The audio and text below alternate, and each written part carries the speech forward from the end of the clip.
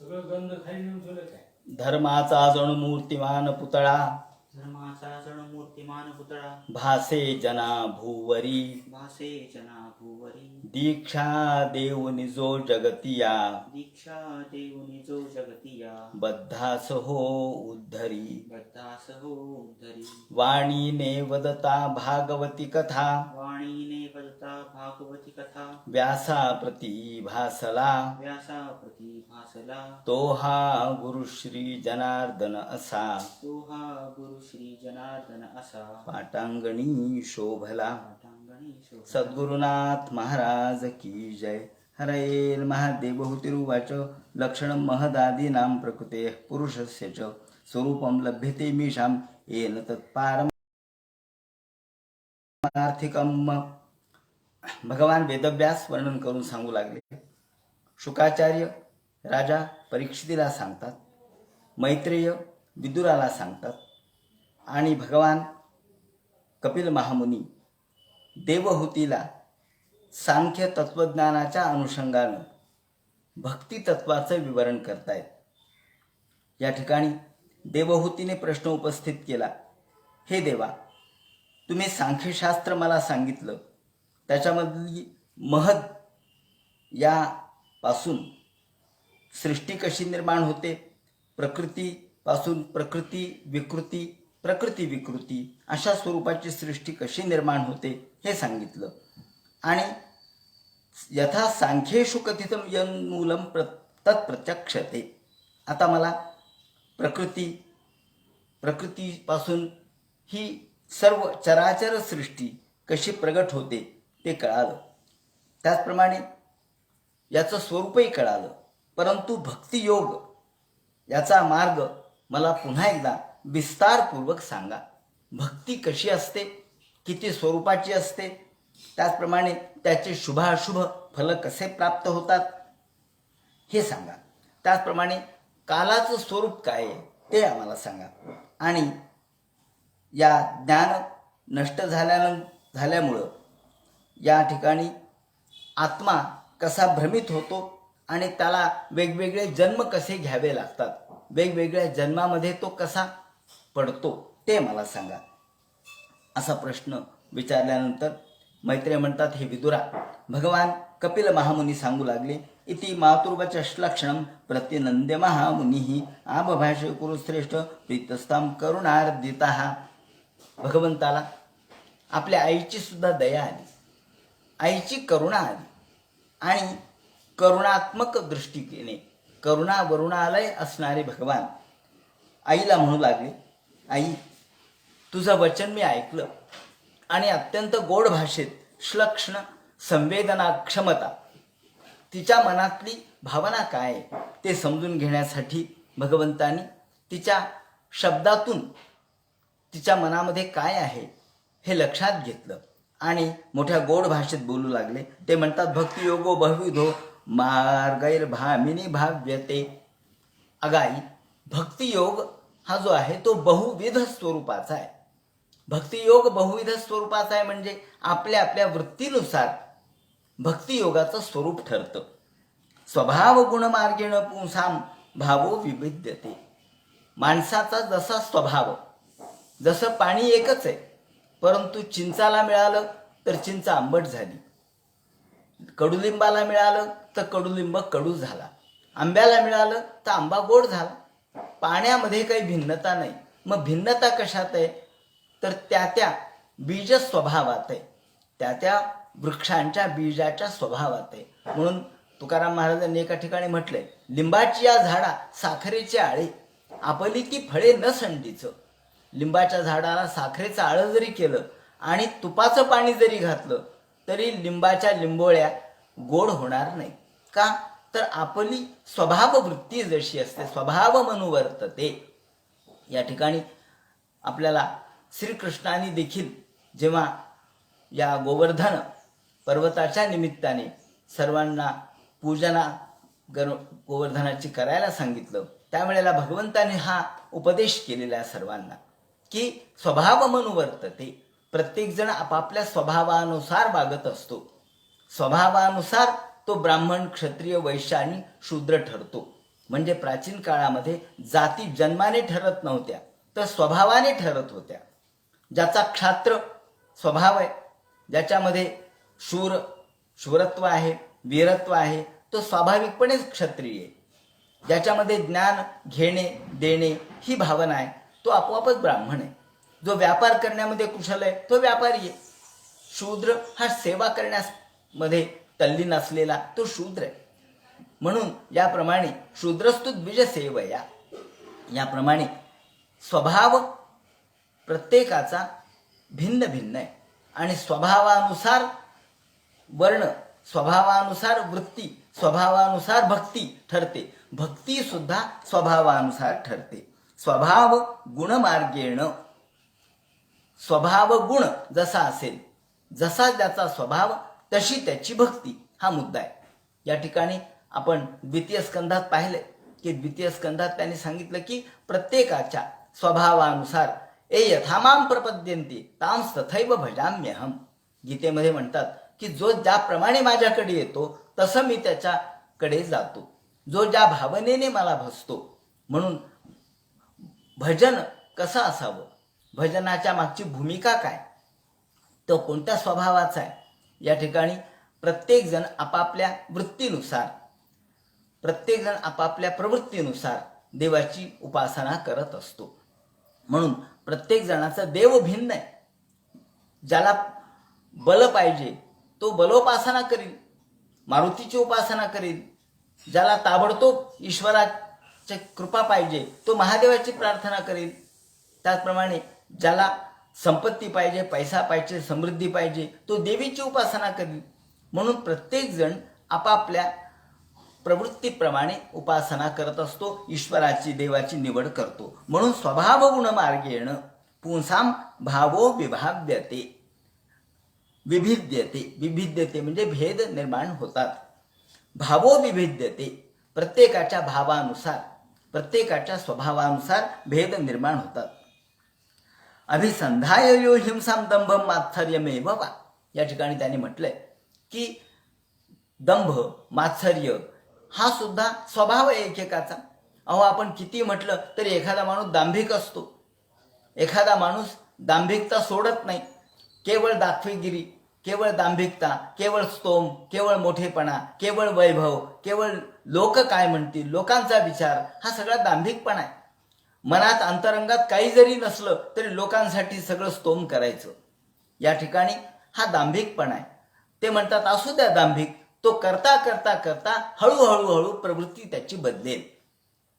कुणी मात्सर्यमेव वा, कुणी वृत्तीच्या दृष्टिकोनातून क्रूर असतो, हिंसात्मक वृत्तीने तो माझ्याकडे येतो. संरंभीम भिन्न दृग्भावम मयी कुर्यात स तामसः. कुणी तामस वृत्तीचे, कुणी संरंभी वृत्तीचे, अर्थात कुणी वेगवेगळ्या रूपाने माझ्याकडे येतात. कुणी आत्मसमर्पणाच्या दृष्टिकोनातून येतात. विषयान विसंधाय यश ऐश्वर्यमेव वा. हे आपण द्वितीय स्कंधातच पाहिलेलं आहे की कुणी ऐश्वर्य, कुणी तेज, जे जे ज्याला पाहिजे ते या ठिकाणी भगवंताकडे मागण्यासाठी जातात. आणि विषयानभिसंधाय, कुणी विषयाच्या नादी लागतात आणि विषयच मागतात. माऊलींनी याचं वर्णन त्यांच्या ज्ञानेश्वरी फार सुंदरपणाने केलेलं आहे की लोकांचे स्वभाव कसे भिन्न भिन्न आहेत, त्यानुसार त्यांच्या देवता कशा रोज बदलतात. आज सोमवार आहे तर मग महादेवाची उपासना, मंगळवार असला की देवीकडे गर्दी, बुधवार असला की पांडुरंगाची पूजा, गुरुवार असला की दत्ताची पूजा. अरे काय, एक तरी देव पक्का धर नाही. जसा जसा दिवस बदलेल तसा तसा याचा भाव बदलतो. त्याप्रमाणे अर्चादावर्च ये द्योमाम पृथक भावस्स राजसहा. राजस, तामस आणि सात्विक असे 3 स्वभाव आहेत, 3 मनोधर्म आहेत, प्रमुख 3 गुण आहेत.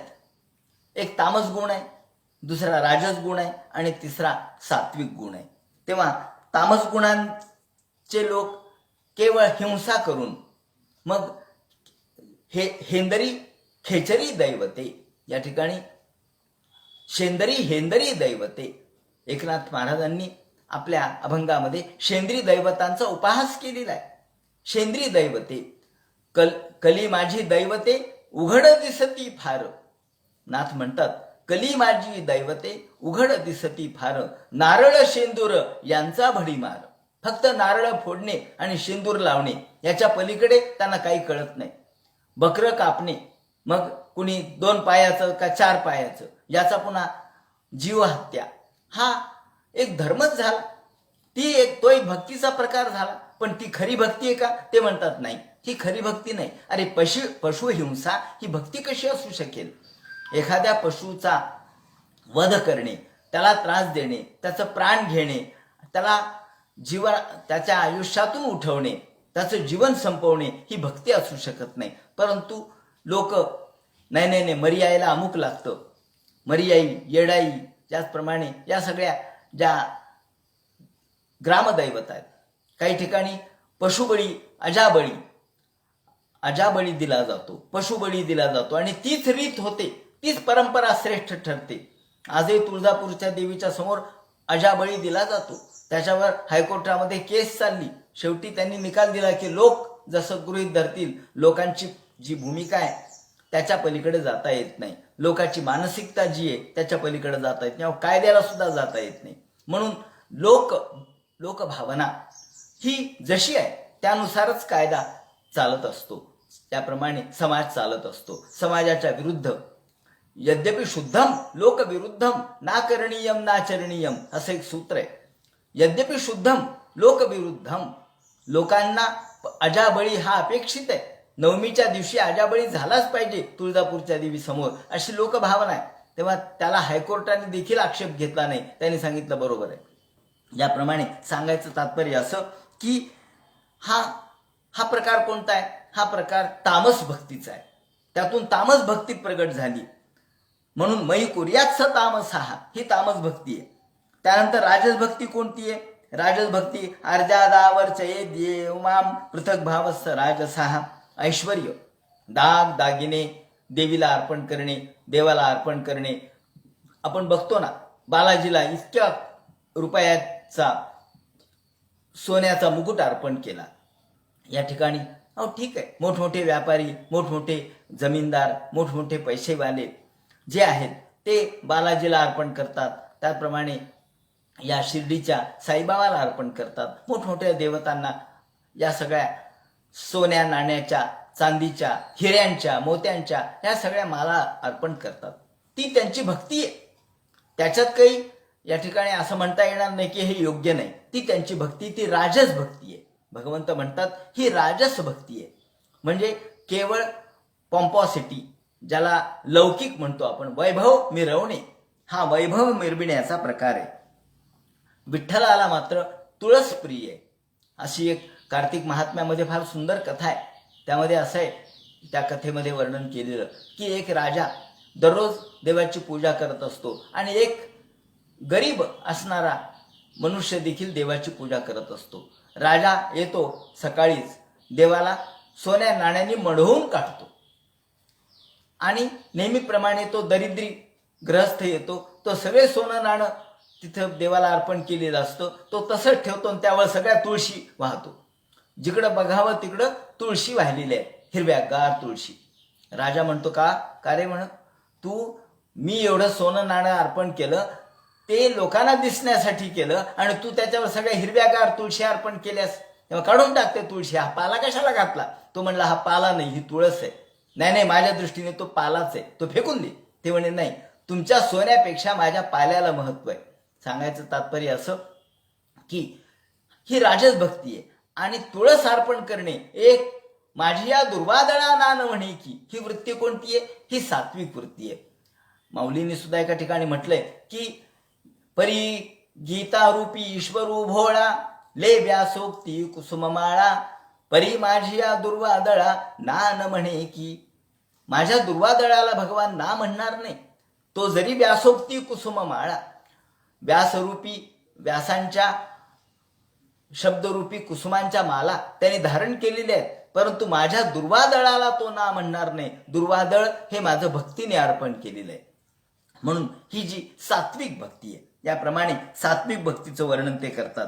आता तदर्पणम, आत्मसमर्पण करणं ही सात्विक भक्ती आहे. मद्गुणश्रुती मात्रेण मयी सर्व गुहाशये मनोगतिरविच्छिन्ना यथा गंगां बसव बुधौ. या ठिकाणी भक्ती कशी असावी याचं वर्णन केलंय. वर्षाकाळी सरिता वाढो लागे पांडू सुता तैसी नित्य नवी भजता श्रद्धा दिसे. माऊलींनीच हेच उदाहरण दिलंय की जसं पावसाळ्यामध्ये रोज नदी वाढत असते, पावसाळ्यामध्ये वर्षाकाळी सरिता वाढो लागे पांडू सुता तैसी नित्य नवी भजता श्रद्धा दिसे. तसं रोज नवीन भजत असताना भक्ती चढती वाढती पाहिजे, भक्ती कमी होता कामा नये, भक्तीची पातळी वाढली पाहिजे, भक्तीची क्षमता वाढली पाहिजे. त्याप्रमाणे जशी नदी वर्षाकाळामध्ये दररोज चढते आणि वाढते त्याप्रमाणे ते म्हणतात गंगां बसो बुधौ. गंगेतलं पाणी जसं रोज चढतं आणि वाढतंय आणि ते समुद्रालाच फक्त मिळतं, अविच्छिन्न तिची गती आहे. गती अविच्छिन्ना म्हणजे भक्ती कशी असावी तर अविच्छिन्न असावी. अविच्छिन्न म्हणजे अखंडित, अखंडित भक्ती. भक्ती तुटकी उपयोगाची नाही. भक्ती आज केली उद्या केलीच नाही ते बरोबर नाही. नाही नाही काल बसलो होतो 3 तास देवाच्या समोर, आज वेळच मिळाला नाही, असं चालणार नाही. भक्ती ही रोज अविच्छिन्न स्वरूपात कायम पाहिजे. आणि म्हणून अहेतुक्य व्यवहिता, या ठिकाणी भक्तीला भगवंतांनी जे महत्व दिलंय ते अहेतुकी भक्ती.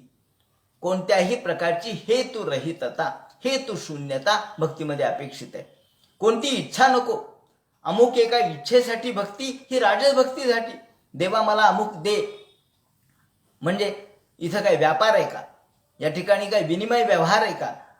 जेवढे रुपये द्यावे तेवढ्या रुपयाची वस्तू घ्यावी. देव म्हणतो हा व्यापार नाहीये. भक्ती हा व्यापार नाही, भक्ती हा व्यवहार नाही. भक्ती ही अंतःकरणातली भूमिका आहे. आणि म्हणून लक्षणं भक्ती योग असे निर्गुणस्य हृदा. तुला निर्गुण भक्तीचं मी उदाहरण सांगतो. ही भक्ती कशी असते? अविच्छिन्न असते. जी भक्ती सतत अखंडित चाललेली असते. ज्याप्रमाणे गंगेची धार, गंगेचा प्रवाह जसा अविच्छिन्न, त्याचप्रमाणे गंगेचा प्रवाह जसा अखंडित, गंगावत गजगंडवत गगनवत गंगेयवत गेयवत. तेव्हा गंगेचा प्रवाह जसा निर्मल धवल शुभ्र अशा स्वरूपाचा आहे आणि तो जसा गतिमान आहे, तो जसा अखंडित आहे, अविच्छिन्न आहे. या ठिकाणी कुठेही तिथे तुटकपणा नाही. त्याप्रमाणे गंगा ओघ मुदनवती, ती जशी समुद्रालाच मिळते त्याप्रमाणे भक्ताचं हृदय मलाच फक्त प्राप्त होतं. अहेतुक्य व्यवहिता या भक्ती पुरुषोत्तमी, ती भक्ती मला प्रिय आहे. आणि ही भक्ती कोणती आहे? ही साध्य भक्ती आहे, ही साधन भक्ती नाहीये. माऊलींनी सुद्धा साध्य भक्तीचं वर्णन केलेलं आहे. साध्य भक्ती म्हणजे काय? की जी सर्वास्वार्पण या वृत्तीने केली जाते. ज्या भक्तीच्या पुढे मुक्तीला देखील ते बाजूला सर म्हणतात. 9व्या अध्यायात त्यांनी वर्णन केलंय की मुक्ती ते परोसरे म्हणती. मुक्तीला देखील बाजूला सर म्हणतात. ए मुक्ती बाजूला हो. ते म्हणतात अहो हे भक्ती केल्यानंतर मुक्ती प्राप्त होते, मी तुमच्या समोर आली आहे. मुक्ती परिणिली नोवरी, नोवरी म्हणून या ठिकाणी जशी एखादी नवी नोवरी नववधू हातात वरमाला घेऊन यावी त्याप्रमाणे भक्ती हातात वरमाला घेऊन येते. पण जो श्रेष्ठ भक्त आहे, जो निर्गुण निराकार निर्विकार या स्वरूपाचा भक्त आहे, जो भक्तीमध्ये तल्लीन झालेला आहे, तो म्हणतो मला या मुक्तीची गरज नाही. न लगे तुझी मुक्ती न लगे तुझी भुक्ती, मजा आहे विश्रांती वेगळीच. काल आपण म्हटलोय, संत नामदेव महाराज म्हणतात न लगे तुझी मुक्ती न लगे तुझी भक्ती. तुझी मुक्ती नको, तुझी भुक्ती नको, मला विश्रांती वेगळीच आहे. अहो कोणती विश्रांती ही? नामदेव महाराजांची ही विश्रांती कोणती आहे? संत श्रेष्ठ ज्ञानेश्वर माऊलींनी मुक्ती ते परोसर म्हणती असं जे म्हटलंय ती त्याचप्रमाणे एका कर्नाटकामध्ये आंध्रामधल्या एका कवयित्रीनं फार सुंदर विवरण केलेलं आहे. तिने मराठीमध्ये रचना केली आहे. गेल्या 200, 300, 500 वर्षापूर्वीची ती कवयित्री आहे. ती असं म्हणते की भक्तीचा ही जी भक्ती आहे ती इतकी श्रेष्ठ आहे की मुक्तीचा तोडर भक्तिपायी लोळे, मुक्तीचा तोडर भक्तिपायी लोळे. याचं वर्णन जर आपण बारकाईने लक्षात घेतलं तर कळेल की मुक्तीचा तोडर आहे. तोडर म्हणजे पायामधलं एक अलंकार. तो मुक्तीचा तोडर आहे, तो भक्तीच्या पायात आहे. म्हणजे ही मुक्ती भक्तीच्या पायाशी लोळण घेते, भक्तीच्या पायाशी ती लोळते. मुक्तीचा तोडर भक्तिपायी या ठिकाणी लोळे. लोळे म्हणजे ती लोळण घेतोय, मुक्ती लोळण घेते. मुक्ती तिच्या पुढे नतमस्तक झालीये. ती तिच्या पुढे, भक्ती पुढे खाली मान घालून तिच्या समोर उभी राहिलेली आहे. म्हणजे भक्तीचं महात्म्य एवढं आहे की मुक्ती तिच्या पुढे या कष्टित आहे. ती तिला पायाशी ठेवते, ती लोळण घेते. लोळण आपण जसं नमस्कार करावा, वंदन करावं, त्याप्रमाणे ती देखील भक्तीच्या पुढे मुक्तीचा तोडर हा लोळण घेतोय. म्हणजे तिच्या पायाचा तो अलंकार आहे. गळ्यातला सुद्धा नाही, डोक्यावर तर नाहीच नाही, पायातला अलंकार आहे.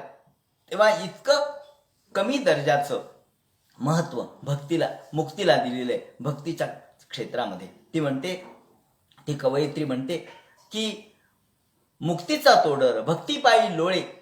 देवाला देखील भक्तीचं एवढं महात्म्य वाटतं, देवाला देखील भक्तीबद्दलचा एवढा वेगळा भाव निर्माण होतो की काय असेल ही भक्ती. संतांना जी भक्ती मिळते, ज्या भक्तीचा अनुभव मिळतो, तो अनुभव देवाला सुद्धा वाटतं की हा अनुभव आपण घ्यावा. या भक्तीचा अनुभव घेण्यासाठी देव हा स्वतः भक्त होतो म्हणे. त्यांनी म्हटलंय की भक्तीचा अनुभव घेण्यासाठी देव सुद्धा भक्त होतो. म्हणजे भक्ताचं रूप धारण करतो आणि जन्म घेतो. देवाला सुद्धा वाटतं की एकदा भक्तांची भक्ती काय ती बघावी. भक्त एवढं तल्लीन का होतात भक्तीमध्ये ते बघावं, म्हणून ते जन्म घेतात, भक्त रूपाने जन्म घेतात. आपण बघतो की अनेक देवांना भक्तीचं एवढं आकर्षण आहे की भक्तांना वाटणाऱ्या भक्तीबद्दलची इतकी ओढ त्यांना देखील आहे. आणि ते म्हणतात की नाही, आपण एकदा भक्तीचे सोहळे देवभोगी असं वर्णन केलेलं आहे. भक्तीचे सोहळे देवभोगी, भक्तीचा सोहळा भोगतो देव. काय भक्तांचं महात्म्य बघा. भक्ताला काय वाटतं माझ्याबद्दल. कारण संत तुकाराम महाराजांचा अभंग आहे आणि ज्ञानेश्वरांचाही आहे की कमलिनी हा स्वतःच्या मधला मधुर आस्वाद घेऊ शकत नाही. आणि त्यांनी म्हटलंय की कमोदिनी काय जाणे, तो परिमळ भ्रमर सकळ भोगी तसे. कमोदिनी म्हणजे कमलिनी. ही कमलिनी स्वतःच्या मधला सुगंध घेऊ शकत नाही. भुंगा घेतो, कारण भुंगा आस्वाद घेणार आहे. भुंगा या कमलिनी मधला आस्वाद घेणार आहे, कमोदिनी मधला सुगंध प्राशन करणार आहे. त्यात तो बसतो त्यांच्या केसरावर आणि त्यातला आनंद घेतो. पण कमलिनीला कुठं कळतं नाही. ती मग आता कमलिनीला जर स्वतःच्या मधला आनंद घ्यायचा झाला तर तिला भुंगा व्हावा लागेल. अरे बरोबर आहे, तिला भुंगा व्हावं लागेल. आणि म्हणून सुनास आमोद सुनास जाहले, माऊलींनी जे वर्णन केलंय अमृतानुभवामध्ये की आमोदच सुनास जाहलं. आमोद म्हणजे सुगंध, सुगंधालाच नाक प्राप्त झालं. आणि मग या फुलेची झाली भ्रमर, भांगारूचे अलंकार. माऊलींनी वर्णन केले ते या प्रकारचं आहे की फुलेची झाली भ्रमर. फुल्यांनाच वाटलं की आपण भ्रमर व्हावं, देवालाच वाटलं की आपण भक्त व्हावं. म्हणून भक्तीचे सोहळे देवभोगी. सांगायचं तात्पर्य असं की ही अहेतुकी भक्ती अशी आहे की ज्याचा देवाला देखील, ज्याची असोशी वाटते, देवाला देखील जी भक्ती हवीशी वाटते आणि आपणही भक्ती करावी. आणि म्हणून भक्ताचा जन्म देव घेतात. अहेतुक्य व्यवहिता या भक्ती पुरुषोत्तमे. ही पुरुषोत्तमाला प्रिय असणारी भक्ती आहे. सालोक्य सारथी सामिप्य सारूप्यकत्वमट्युत. आणि आपण बघितलं की सलोकता, समीपता, स्वरूपता, सायुज्यता आणि या ठिकाणी पाचवा प्रकार कपिल महामुनीने सांगितला तो सार्ष्टी भक्तीचा सांगितला. याप्रमाणे अशा पाचही भक्तीचा देखील तिरस्कार भक्त करतात. कारण त्यांना भगवंताला भक्ताचं प्रेम आहे आणि भक्ताला भगवंताबद्दलचं प्रेम आहे. तेव्हा त्या प्रेममय भक्तीमध्ये ते तल्लीन होतात. त्याच्या पुढे त्यांना काहीही अपेक्षा नसते.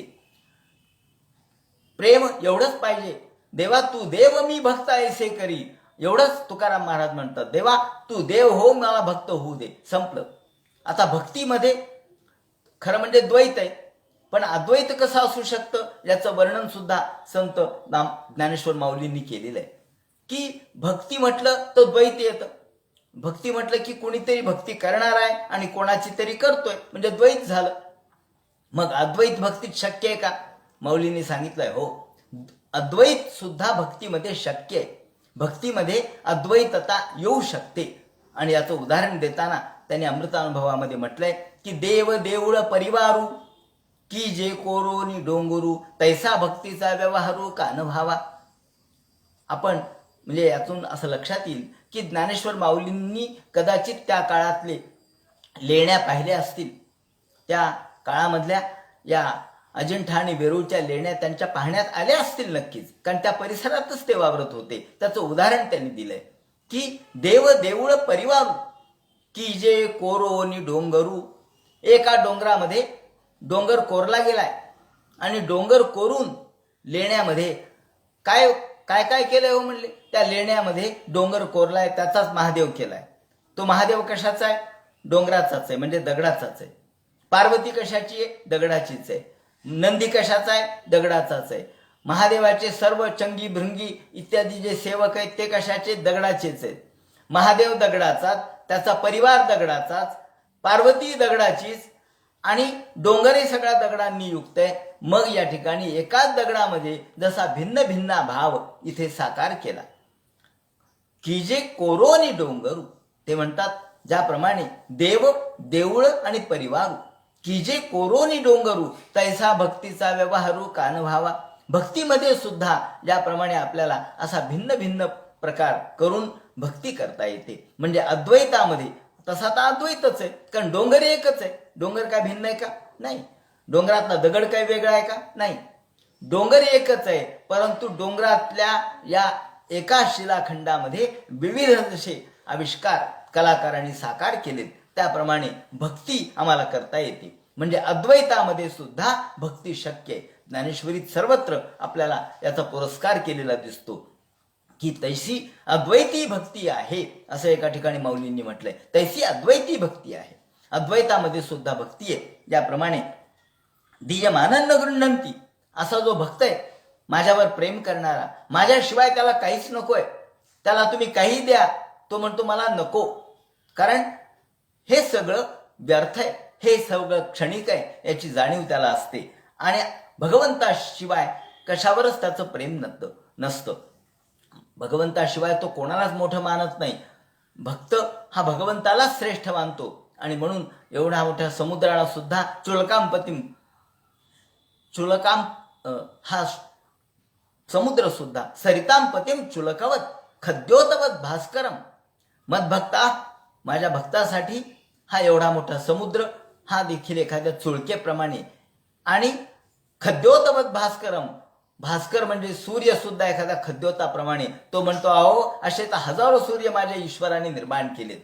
माझ्या ईश्वराच्या जोरावरच शक्तीवरच हे सगळं जग चालतंय, जगाचं संचलन होतंय. मग यद भयात वाती वातोयम सूर्यस्तपती यद भयात. ज्या भगवंताच्या भीतीने सूर्य या ठिकाणी तेज देतो, ज्या भगवंताच्या भीतीने म्हणजे नियंत्रणाने, ज्या नियंत्रणाने सगळं विश्व संचालित होतं, तो भगवान सर्व विश्वाचा, अखिल ब्रह्मांडाचा, अनंत कोटी ब्रह्मांडाचा चालक आहे, मालक आहे, संचालक आहे. त्याप्रमाणे तो कशालाच कोणत्याच गोष्टीला महत्व देत नाही. दीयमानन गृह्णंती, त्याला काही तुम्ही द्या, तो घेत नाही. अहो मुक्ती द्यायला गेलं तरी तो घेत नाही. विनामत सेवनंजना, माझ्याशिवाय त्याला काहीच नकोय. म्हणून ते म्हणतात की स एव भक्तियोगाख्य, आई हा खरा भक्तियोग आहे. आणि म्हणून भक्तियोग तो आहे ज्या भक्तियोगापुढे तो आपलं जीवन देखील क्षणिक समजतो, आपलं जीवन देखील समर्पित करतो. ज्या ठिकाणी समर्पणाची भावना आहे, श्रेष्ठ दर्जाच्या समर्पणातून येणारी उदात्त अशा प्रकारची आत्मसमर्पणाची भावना आहे. स एव भक्तियोगाख्य, या भक्तीपुढे स्वतःचं जीवन देखील तो कसपटा समान मानतो. तो योग खरा हठयोग. याप्रमाणे हा जो भक्तियोग आहे तो खऱ्या अर्थाने हठयोग आहे. आणि अशा हठयोग तो सर्वांच्या आपल्या स्वतःच्या जीवनाला देखील कसपटा समान मानणार आहे. येनाती ब्रज त्रिगुणम मद्भावा योपपद्यते. केवळ माझ्या भक्तिभावाने तो एकरूप झालेला, तो श्रद्धापूर्वक निष्काम भावाने, त्याला कोणती इच्छा नसते म्हणून अहेतुक्य प्रतिहता, अप्रतिहत, कुठेही अविच्छिन्न अशी ही भक्ती. आणि अहेतुक्य, हेतुरहितता, हेतुशून्यता त्याच्या मनामध्ये. भक्ती का करतो याचं उत्तर एकच आहे. भक्तीसाठी भक्ती करतो. मला का करतो याचं उत्तर एकच आहे. मला करावंसं वाटतं म्हणून करतो. अगदी नैसर्गिकी यम्मते रस्य राजन, हे नैसर्गिक प्रवृत्ती आहे.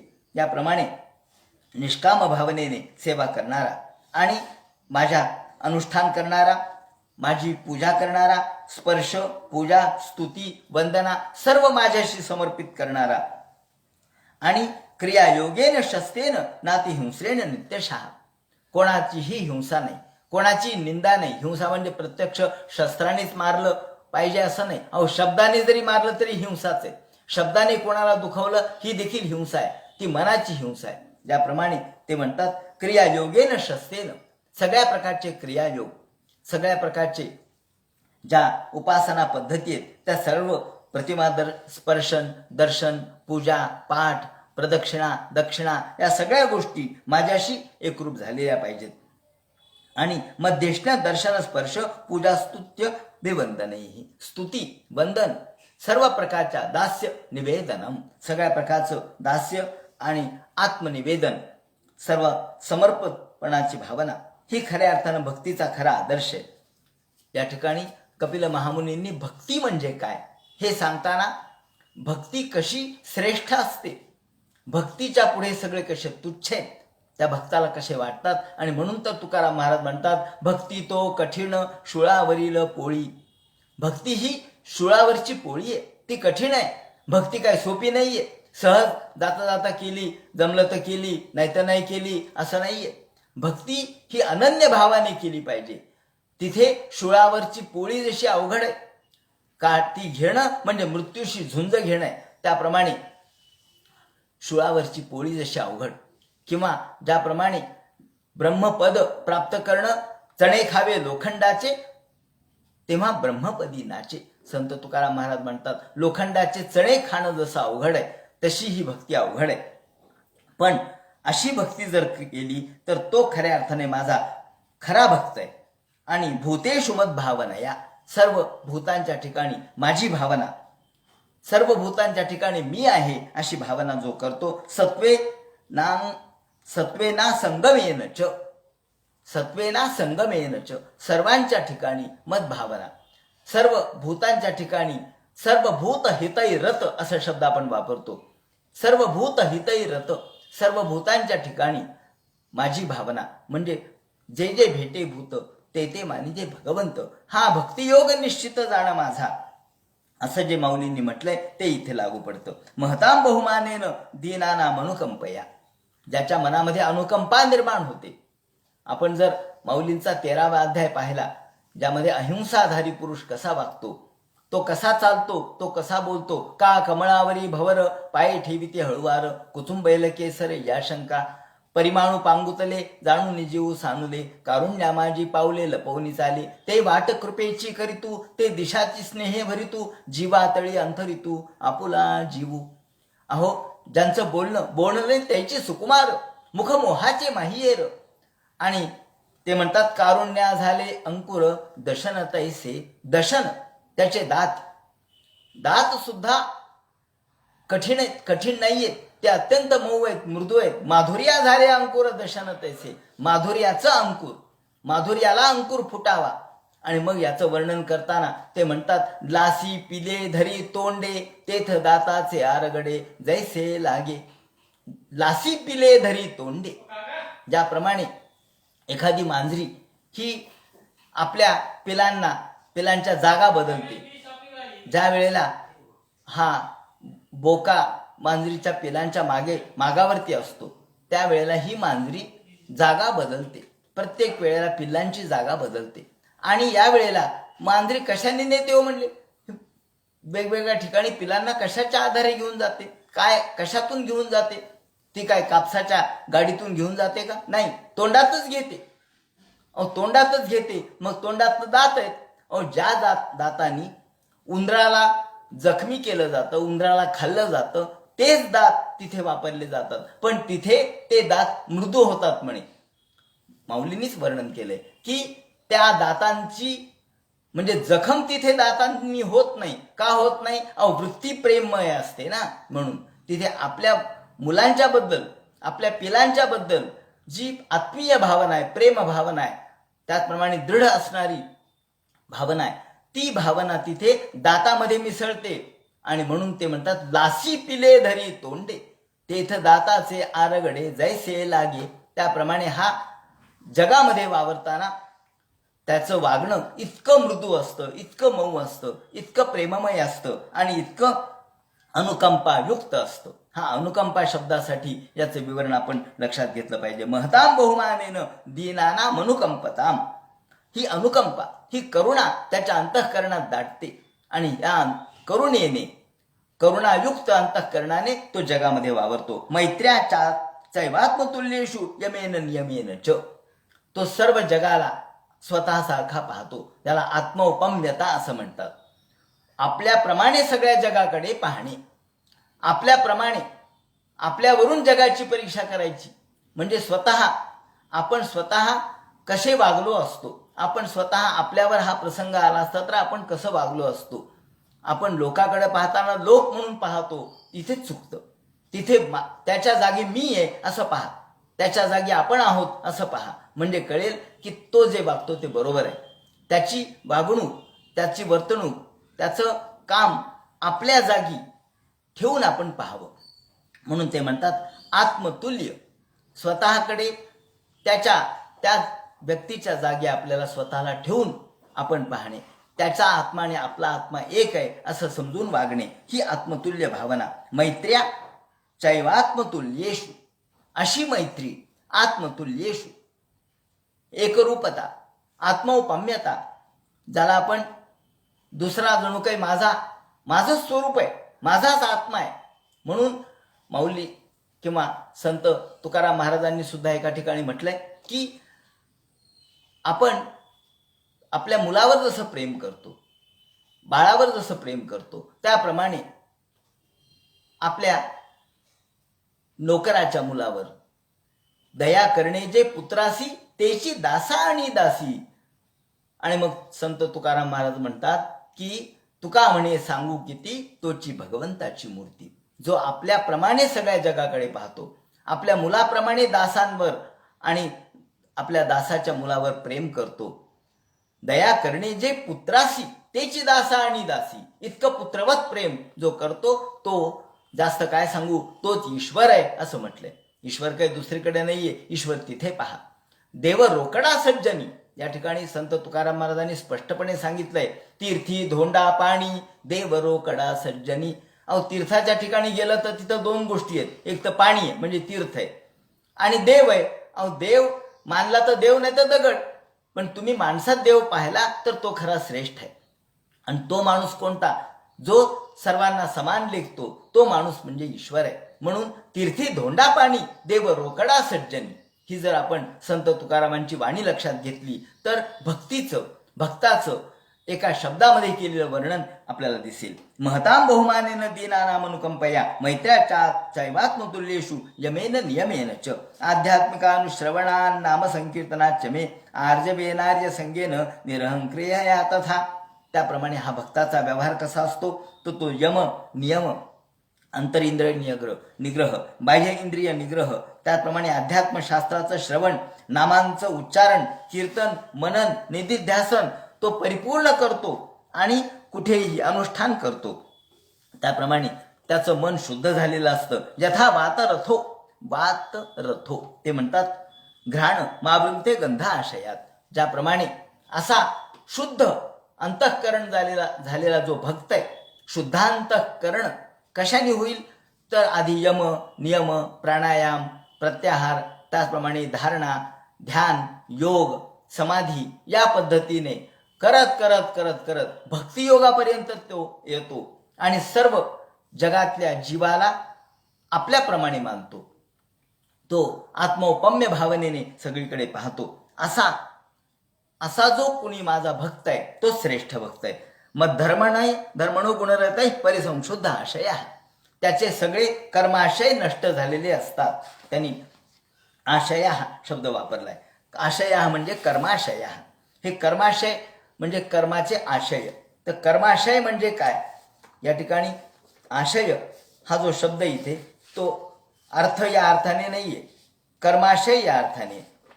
आणि हे जे कर्माशय आहेत ते कर्माशय म्हणजे काय तर क्लेशमूलः कर्माशयो. कर्माशय म्हणजे काय हे सांगताना पतंजली किंवा पातंजल योगसूत्रामध्ये सांगितलेले की क्लेशमूलः कर्माशयो. जे क्लेशमूलक आहे त्याला कर्माशय म्हटले. अविद्यादिकांच्यामुळे जे क्लेशमूलक कर्म घडतात त्याला अनुसरून जीवमात्राची पुण्य पाप मिश्रित प्रवृत्ती होऊन धर्म आणि अधर्माचं यांचे जे संस्कार त्याच्यावर घडतात यालाच कर्माशय असं म्हणतात. हेच जन्माला कारणीभूत आहेत. कर्माशय हेच जन्माला कारणीभूत आहेत आणि या कर्माशयातूनच दुःखाचे आपल्याला अनुभव येऊ लागतात. आपण दुःख भोगू लागतो. याप्रमाणे या कर्माशयातून तो मुक्त होतो. आणि परिसंशुद्ध आशय त्याचा कर्माशय त्याचे सुख दुःख त्याचप्रमाणे याची मिश्रितता ही सगळी नष्ट होते. संस्कारही सगळे पूर्वीचे सुखदुःखाचे नष्ट होतात आणि तो परिपूर्ण शुद्ध बनतो. मग शुद्ध कसा बनतो त्याने सांगितलंय की ज्याप्रमाणे आपण एखाद्या फुलावर वारा जातो म्हणजे वायू फुलामध्ये जातो आणि वायू त्या फुलामधला सुगंध घेतो आणि आपल्या नाकापर्यंत आणून पोहोचवतो. आता नाकाला सुगंध आल्याबरोबर आपण म्हणतो वा वा काय छान सुगंध आला. सुगंध म्हणजे मोगऱ्याचा सुगंध आला, गुलाबाचा सुगंध आला, जाईचा सुगंध आला. आपल्याला कळतं कोणत्या फुलाचा सुगंध आहे. मग तो जाईचं फूल तुम्हाला दिसलं का? ते तुमच्या नाकाजवळ आलं का? नाही आलं. जाईचं फूल आपल्या नाकाजवळ आलं नाही, जुईचं फूल आपल्या नाकाजवळ आलं नाही. त्याचप्रमाणे गुलाबाचं फूल नाही आलं. मग काय आलं तर सुगंध म्हणजे त्यातलं गंध तेवढा आला, त्यातलं तत्व तेवढं आलं. यथा वात रथो घ्राण मावृंते गंधाशयात. ज्याप्रमाणे वायू आपल्या नाकापर्यंत फक्त गंध घेऊन येतो, फूल नाही घेऊन येतो. फूल जागीच राहतं, गंध घेऊन येतो आणि गंध म्हणजे त्या फुलाचं तत्व आहे. त्याप्रमाणे या भक्ताचं मन या ठिकाणी जो योगयुक्त झालेला भक्त आहे, योगरत झालेला जो भक्त आहे त्या भक्ताचं मन ईश्वरापर्यंत जातं. तुम्ही म्हणाल कसं जातं तर ज्याप्रमाणे हा सुगंध आपल्यापर्यंत येतो, सुगंध आपल्यापर्यंत येतो, फूल जागीच राहतं. कारण फूल हे केवळ जड आहे. पाकळ्या, त्याचे देठ, त्याचे पान, बाकीच्या गोष्टी जड आहेत. पण जे तत्व आहे, जे वायू घेऊन येतो ते फुलातला सुगंध आहे. आणि हे तत्व म्हणजे मन. म्हणून आपण मनाला सुमन म्हणतो, कारण ते फुलाप्रमाणेच आहे, फुलातल्या गंधाप्रमाणेच आहे. गंध हे त्यातलं तत्व भगवंतापर्यंत तो आणतो. तसं आपल्या मनाचं, आपलं मन जेव्हा शुद्ध होतं तेव्हा शुद्ध भाव भगवंतापर्यंत येतो. एवं योगरतम चेत आत्मानम विकार्यत अहम सर्वेषु भूतेषु भूतात्मावस्थिता सदा तमवज्ञाय मामर्त्य कुरुतेर्चा विडंबनम. याप्रमाणे असा हा माझा भक्त कोणाचाही द्वेष करत नाही, कोणाचाही मत्सर करत नाही, कोणाच्याही बद्दल तो स्तुती नाही आणि निंदाही नाही. कारण स्तुती म्हटलं तरी कोणाचे तरी निंदा होईल, निंदा केली तरी आपल्या वाणीला दोष लागेल. म्हणून स्तुती नको आणि निंदाही नको. जो समभावाने सर्वत्र वावरतो. द्विषतः परकाये माम मानिनो भिन्नदर्शिनः भूतेषु बद्ध वैरस्य नम शांती पृच्छति. आणि जो असा वैराने युक्त आहे, ज्याच्या मनामध्ये द्वेष आहे, ज्याच्या मनामध्ये भेद आहे, ज्याच्या मनामध्ये तुझं माझं आहे, ज्याच्या मनामध्ये अंतरंगामध्ये परस्परांच्या बद्दल किंवा समाजाबद्दल जी द्वेषाची भावना आहे, विषमतेची भावना आहे, त्यामुळं त्याच्या मनाला कधीच शांती मिळत नसते. भूतेषु बद्ध वैरस्य न मन शांती पृच्छति. मनाला शांती त्याला प्राप्त होत नाही. आणि म्हणून जो भक्त माझा आहे तो कोणाचाही द्वेष करत नाही, तो मनशांतीयुक्त असा राहतो. ही शांती म्हणजे माऊलींनी वर्णन केलंय. शांती म्हणजे काय तर अनिर्वचनीय आनंदमय स्थिती म्हणजे शांती. शांती शब्दाचं विवरण करताना माऊलींनी अनिर्वचनीय आनंदमय स्थिती म्हटलंय, की जो आनंद व्यक्त करता येत नाही, जो आनंद प्रगट करता येत नाही, जो शब्दवाच्य नाहीये, जो शब्दाने सांगता येत नाही, ज्याचं विवरण करता येत नाही, ज्यावर व्याख्यान देता येत नाही, असा तो आनंद आहे. आणि म्हणून तो शांत राहतो, मूक राहतो, मौन धारण करतो. मौनम सर्वार्थ साधनम, गुरुंतु मौनम या ठिकाणी व्याख्यानम एका ठिकाणी वर्णन केलेलं आहे. गुरु मौनम व्याख्यानम आणि शिष्यस्तु छिन्न संशय. शिष्य हा छिन्न संशय झाला. त्याचप्रमाणे गुरुचं बोलणं म्हणजे मौन. कारण काही वेळ अशी येते, एक क्षण असा येतो, एक स्थिती अशी येते की काहीच बोलायचं शिल्लक राहत नाही. कारण बोलण्याच्या पलीकडे सगळे विषय असतात. भगवंताचा विषय, अनुभवाचा विषय हा बोलण्याच्या पलीकडचा आहे. म्हणून ते म्हणतात शांती मृच्छती, अनिर्वचनीयता तिथे आहे. अनिर्वचनीय आनंदमय स्थिती म्हणजे शांती. म्हणून अहम उच्चावचैर्द्रव्यैहि क्रियोत्पन्न या नघे नैव तुष्येर तितोर्चायाम भूतग्रामाव मानिनः. याप्रमाणे सर्व भूतांच्या ठिकाणी स्वतःला समजणं, भेददर्शी जो असतो तो कधीच शांत राहू शकत नाही, तो नेहमी अशांत राहतो. आणि अशांतस्य कुतो सुखम, जो अशांत आहे त्याला कधी सुख प्राप्त होत नाही. अर्हत ए दाममानाभ्याम मैत्राभिन्नेन चक्षुषा जीवाश्रेष्ठा हे जीवानाम ततः प्राणवृत शुभे. याप्रमाणे हे आई तुला मी याचं वर्णन सांगितलं. आता एकापेक्षा एक श्रेष्ठ दर्जाचे अधिकारी कोण, ते कसे ते सांगतो. की जो खऱ्या अर्थानं श्रेष्ठ आहे, जो पाषाण, अचेतन किंवा वृक्ष, जीव जे आहेत. आता पाषाण किंवा अचेतन गोष्टी आहेत. अचेतन म्हणजे पाषाण आहे, त्याचप्रमाणे म्हणजे डोंगर आहे, त्याचप्रमाणे दगड आहेत. याच्यापेक्षा वृक्ष हे श्रेष्ठ आहेत. कारण दगडांच्या मध्ये अचेतनता आहे, वृक्षांच्या मध्ये काही प्रमाणात सचेतनता आहे आणि ते त्यांना भावना आहेत. त्यामुळं पाषाण, दगड, डोंगर यांच्यापेक्षा, माती याच्यापेक्षा हे वृक्ष श्रेष्ठ. त्या वृक्षापेक्षा जे श्वास घेणारे प्राणी आहेत ते श्रेष्ठ. त्या श्वास घेणाऱ्या प्राण्यांच्या पेक्षा ज्यांना स्पर्शानुभव, रसानुभव येतो ते श्रेष्ठ. मत्स्य वगैरे जे आहेत ते श्रेष्ठ. माशांना सुद्धा असं म्हणतात की मत्स्यादयोपि कुर्वन्ति, माशांना सुद्धा पाण्यामधून दूध वेगळं काढता येतं. असं म्हणतात की जसा राजहंस हा पाणी आणि दूध वेगळं करतो, तसा मत्स्यादयोपि कुर्वन्ति, मासे सुद्धा दूध आणि पाणी वेगळं करू शकतात. परंतु कीर्ती कोणाची आहे?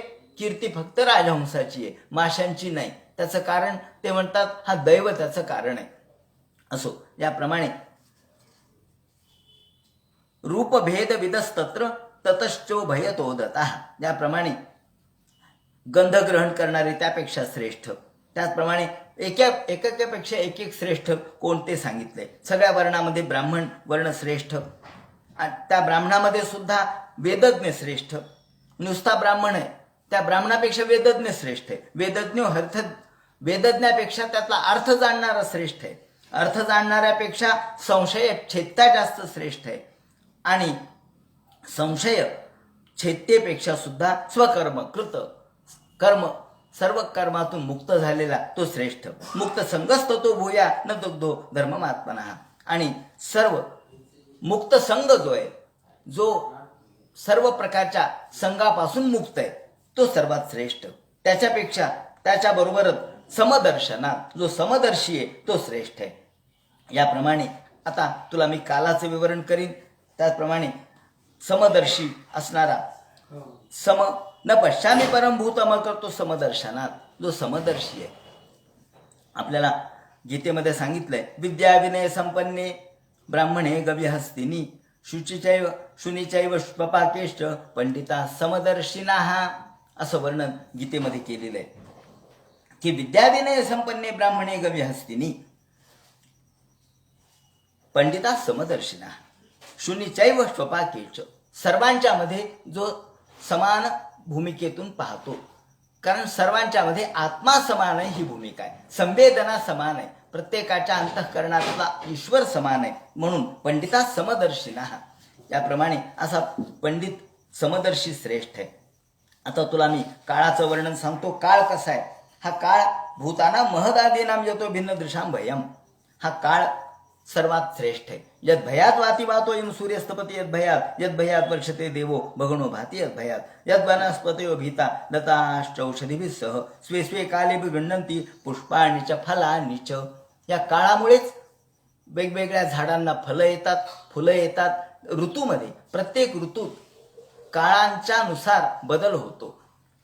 काळ याला कारणीभूत आहे आणि म्हणून काळच योग्य अशा प्रकारच्या वृक्षांच्या मध्ये फळ निर्माण करतो फुलं निर्माण करतो पर्ण निर्माण करतो त्याचप्रमाणे त्याच्यात रस निर्माण करतो. स्रवंती सरितो भीता ज्याप्रमाणे नोत्सर्पत्युदधीर्यता त्याप्रमाणे अग्निसुद्धा त्याच्या काळाच्या नियंत्रणावर प्रज्वलित होतो. वायूसुद्धा काळाच्या नियंत्रणामुळे गतिमान होतो. वर्तन्ते नियुगम येषां वशे एतच्चराचरम सर्व विश्व या काळाने बांधलेले आहे.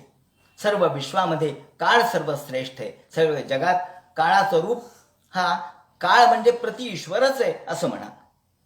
काळाच्या शिवाय काही होऊ शकत नाही. नभो ददातिश्वसताम पदम जन्यमा ददाह त्याप्रमाणे काळातूनच हे विश्व निर्माण झालं. अवकाश आणि महत्त्व अहंकार हा या 7 आवर्णांचं ब्रह्मांड याचा विस्तार काळामुळेच झाला आणि या काळामुळे सर्व लोकम स्वदेहम तनुते महान सप्तभिरावृतम आकाशातले सप्तर्षी सुद्धा काळाप्रमाणेच चालतात गतिमान होतात आणि वर्तन्ते नुयुगम येषाम वशे येतच चराचरम. हे जे युगचक्र चाललेलं आहे गतिचक्र चाललेलं आहे ते काळावरच चाललेलं आहे. काळ यातला वजा केला की सगळं या ठिकाणी नष्ट होईल. म्हणून सोनंतोनंत कर कालो नादिरादि कृतद्यया हा काळ अनंत आहे. हा काळ अगम्य आहे. हा काळ याची मोजमाप करता येणार नाही. तो अनंत आहे. त्याचप्रमाणे तो नादिरादि कृतद्यया जन्म जनेन जनयन मारयन मृत्युरांतकम तोच ज्या जगाला जन्म देतो तोच व्यक्तीला जन्म देतो तोच व्यक्तीचं परिपालन करतो जगाचं परिपालन करतो आणि तोच जगाचा नाश देखील घडून आणतो. म्हणून जन्म जनेन जनयन मारण मृत्युरांतकम म्हणून हा काळच मृत्यू आहे. म्हणून काळालाच यमराज म्हटलंय. काळ आपण म्हणतो ना नमो यमो निहंता पितृधर्मराजो वैवस्वतो दंडधरश्च कालाह तेव्हा 10 जी यमाची नाव आहेत त्यात दंडधर असे नाव आहे आणि काल असंही नाव आहे. हा काळच ईश्वर आहे म्हणून कालाय तस्मै नमः आपण काळाला नमस्कार करतो. याप्रमाणे काळाचं महत्व काळ म्हणजे ईश्वरच आहे. सकाल पंचविंशकः म्हणून 25वा काळ मानलाय. 24 तत्व आहेत आणि 25वा काळ याप्रमाणे भगवंतांनी काळाचं विवरण केलं. आता भगवान कपिल महामुनी काळानुसार व्यक्ती कसा जन्माला येतो तो कसा भोग भोगतो याचप्रमाणे या व्यक्तीच्या जीवनामध्ये कशी परिवर्तन होतात तसेच तो वृद्ध कसा होतो आणि नंतर मृत्यू त्याला कसा येतो आणि नंतर त्याला पुनर्जन्म कसा प्राप्त होतो या संबंधीचे जे विवरण करतील तो सगळा भाग उद्या सांगण्यात येईल. हरे नमः.